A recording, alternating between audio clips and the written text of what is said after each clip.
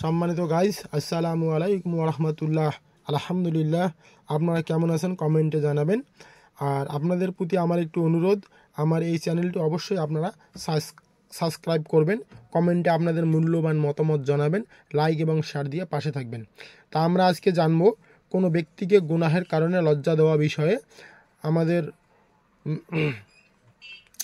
রসুল মহানবী সাল্লাল্লাহু আলাইহি সাল্লাম কি বলেছেন সেই বিষয়ে হাদিস। রাসূলুল্লাহ সাল্লাল্লাহু আলাইহি সাল্লাম বলেছেন, যে লোক কাউকে কোনো পাপ কাজের জন্য খোঁটা দেবে, সে অবশ্যই সে গুনাহ বা দোষের কাজের মধ্যে নিপতিত হবে। যতক্ষণ সে পাপ বা আযাবের কাজের ভিতর নিপতিত না হবে, সে পর্যন্ত তার মৃত্যু আসবে না।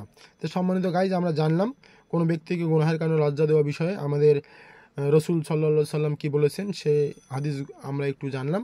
তো অবশ্যই এই বিষয়টি মাথায় রেখে আমরা চলবো। আসসালামু আলাইকুম ওয়া রাহমাতুল্লাহ।